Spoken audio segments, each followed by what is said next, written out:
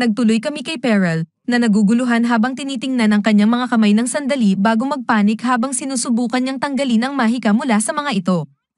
Sinasabi ng bata na hindi maganda ang pakiramdam, at mas lalong nagpapalala ang kanyang pag-aalala nang ma-realize niyang hindi ito natatanggal kahit na pinagsisikapan niya.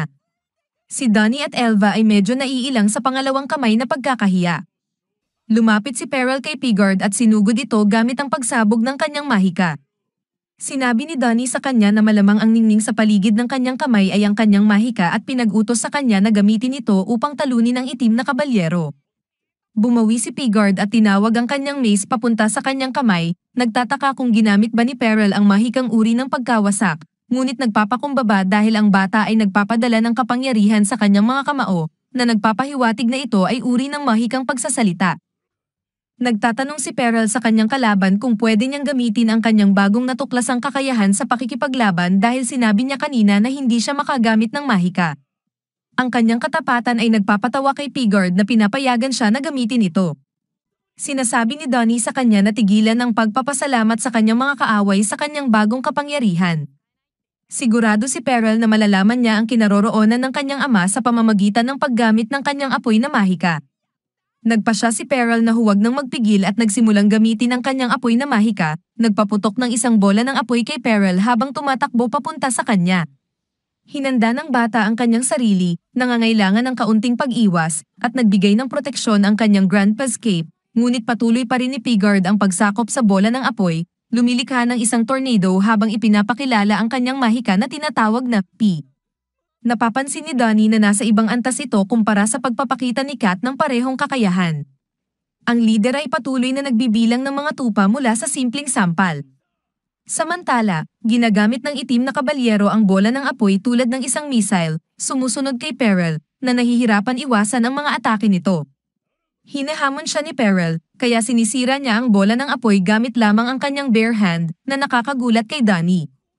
Si Perel ay sobrang nasisiyahan sa kapangyarihan na bumabalot sa kanyang mga kamay upang hindi niya napapansin ang mga fragmented fireballs na nagkakatipon sa kanya habang sinusunog siya. Ipinakikilala ni Pigard na ang kanyang flames ay nagpapahirap sa target nito hanggang sa wala nang natitira hanggang itigil niya ang spell.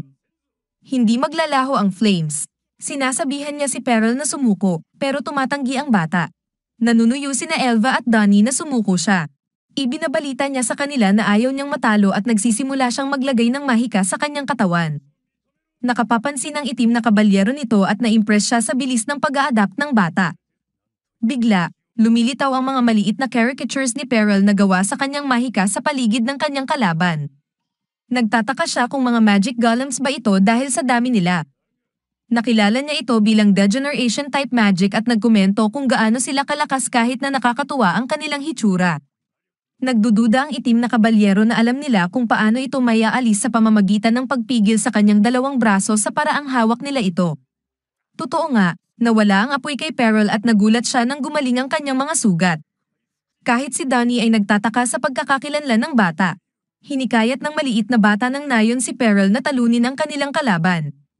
Naguguluhan si Pigard dahil nagpakita si Perel ng mga katangian ng lahat ng uri ng mahika, pero hindi ito lubos na nag-a-apply sa kanyang kapangyarihan. Ito ay nagpapahiwatig na ang kanyang mahika ay uri ng hero type na sinasabing napaka-rare. Kung tama ang kanyang conclusion, alam niya na malalaman ng iba pang mga aktor ito at darating sila para sa bata. Dapat iwasan itong sitwasyon sa lahat ng paraan dahil sayang na masayang ang bata. Samantala, habang malalim sa pag-iisip, nagkaroon ng pagkakataon si Perel na lumapit sa itim na kabalyero at nakakuha ng atensyon nito sa pamamagitan ng pagkakatok niya sa armor nito tulad ng isang pinto. Sinuntok niya ang itim na kabalyero palayo na humihiling na magpatuloy sila sa kanilang labanan. Namamangha ang mga taga-nayon na kayang harapin ng bata ang gayong kalaban ng hindi natatakot. Sumabay si Elf na nagsasabi na baka kayang manalo ni Perel. Nakikita ni Donnie ang mga bagay para sa kung ano ito at medyo mapanuri. Pinupuri ni Pigard ang kakayahan ni Perel na maunawaan at kontrolin ang mahika sa loob lamang ng maikling panahon. Siya ay nagpapahayag na malakas ang bata. Napapakurap si Perel sa papuri at nagmungkahi na tawagin na lang siyang panalo upang sabihin sa kanya ng Black Knight ang lokasyon ng kanyang ama. Pinatigil siya ni Pigard sa pamamagitan ng pagpapakawalan ng kanyang tunay na kapangyarihan na nagpapahipan ng kanyang mga karikatura at nagpapabalik sa kanilang tagapagtaguyod. Sinabi ng Black Knight sa bata na hindi pa siya handa at walang pag-asa na talunin siya. Ayaw maniwala ng bata dito at gusto pa rin makipagsuntukan. Naabala ni Donnie ang labanan at ginamit ang kanyang mahika upang magpakalutang si Peril. Nagutos siya kay Peril na tumakbo dahil walang pag-asa. Habang nag-aaway sila tungkol sa kanilang porsyento ng panalo, naiinis na ang Black Knight sa pagpapahalata sa kanya bilang tanga at nagpapakawala ng isang apoy na pagsabog na nagpapahampas sa lahat at nagpapalaganap ng mga apoy sa paligid ng lungsod. Si Donnie ay nasa lupa at nasaktan habang sinasabi ng Black Knight na ito ay parusa sa kanya dahil sa pakikialam. Habang lumalapit upang kunin si Peril, mayroong nakapagtataka na unggoy na nakilala niya noon ang sumingit. Napansin ni Peril na mayroon itong kanyang bag at sinubukan ni Pigard na ipatapon ito, ngunit binulaga ng unggoy ang kanyang buntot at nagpakita ng isang bola na may simbolo na nakikilala ng Black Knight. Pero bago ito makareaksyon, itinapon ng unggoy ito na nagdulot ng isang maliwanag na flash na naglilipat sa kanila mula sa lugar. Naiinis si Pigard na ginamit ang curse ball ng unggoy, kaya nagtataka kung sino ang may sala nito. Habang lahat ng ito ay nangyayari, nagugulat sina Peril at Donnie sa pagkakatagpo nila sa tuktok ng likod ng isang dragon.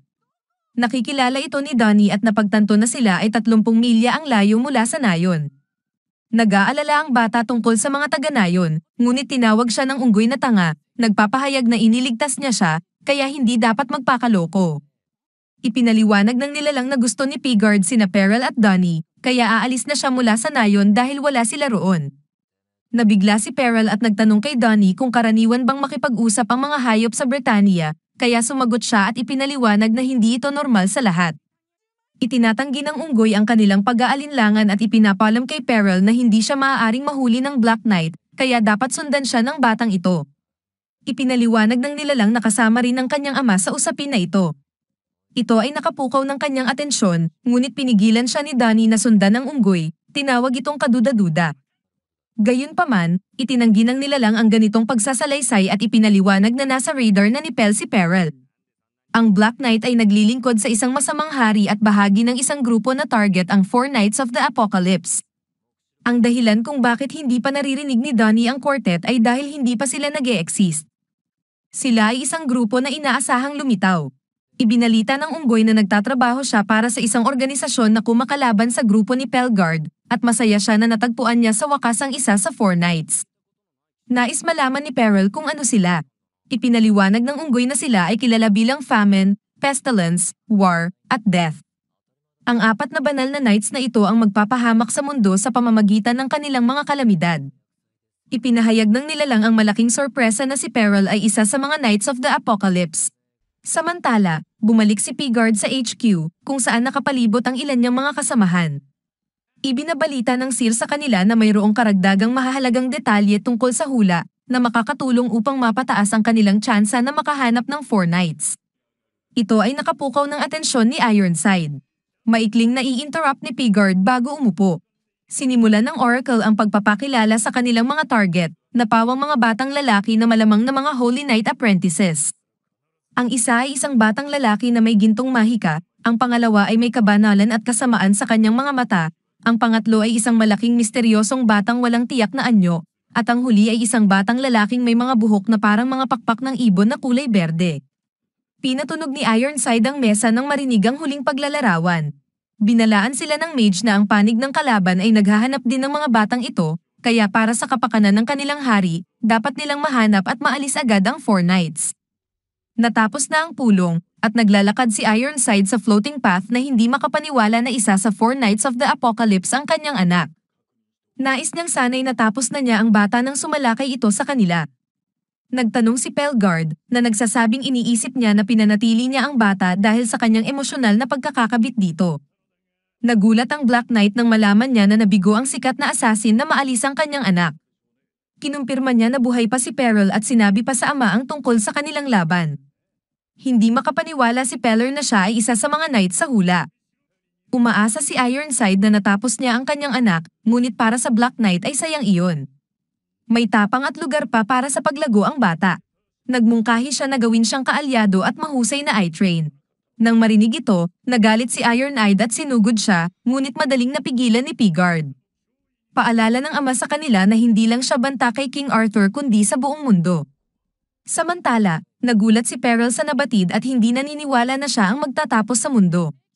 Siniguro siya ng Sorrow na 100% tama ang hula. Binanggit ni Perel na hindi siya Holy Knight.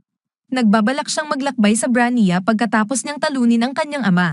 Sinabi ng nilalang na ang tanging utos lamang sa kanya ay hanapin at dalhin siya pabalik, kaya dapat lamang niyang magpakabait at sumunod. Incentivize pa niya ang binata sa pagpapakita na nasa Camelot ang kanyang ama. Hindi naniniwala si Donnie dahil nasira na ang kaharian sa banal na digmaan laban sa Demon Clan 16 na taon na ang nakalipas. Ayon sa mga source, nagtago ang hari kasama ang ilang mga nabuhay na knights at mamamayan. Siniguro ng Sorrow na mayroon pa ring Camelot, ngunit walang normal na daan para makarating doon. Kinakailangan munang pumunta sa Leoness Kingdom. Hindi naniniwala si Donnie at hindi handa sumunod. Sa kabilang banda, masaya si Perel na sumunod sa kanila nang malaman niyang ito ay hindi sa karaniwang daan. Sa wakas, ipinakilala na ng Sorrow ang kanyang sarili bilang si Sin. Matapos ang pagpapakilala, nakumbinsi ni Perel si Donnie na sumama sa kanila. Sigurado siya na magiging okay sina Elda at Katz nang wala siya. Habang bumababa sila mula sa Dragon Spine, ibinunyag ni Sin na halos 200 milya ang layo ng Leoness. Bumalik sila sa lupa nang magdesisyon si Perel na magkaroon ng hunting competition upang malaman kung sino ang makakakuha ng pinakamahusay na pagkain para sa kanilang hapunan dahil gutom na siya. Kinuha ni Donnie ang kanyang pana dahil hindi ito magaling dito. Nagtungo si Perel mag-isa at nakita ang mga bato na nagbabara sa isang kanyan. Samaan pa siya at nai-excite na masilayan ang lugar. Napansin ng mga engkanto na sina Bob at Nob ang kanyang pagsusumiksik at gumawa ng hakbang. Samantala, nahihirapan din si Donnie sa paggamit ng pana dahil hindi niya nakukuha ang kanyang target. Isa sa kanyang mga naligaw na arrow ay tumama sa higanteng si N. Dolores na nagdadasal. Nagmadali silang mag-apologize at magtitiyak na siya ay nasa mabuting kalagayan. Nakakita ng kakaibang bagay si Sin sa ginagawa ng higanti dahil hindi ito sumasamba sa Mother Earth. Tumawag ang dalawang engkanto upang ipaalam kay N. Dolores na pumasok si Perel sa Echo Gorge. Ibinlok nila ang pasukan, kaya nagulat sila na may nakapasok.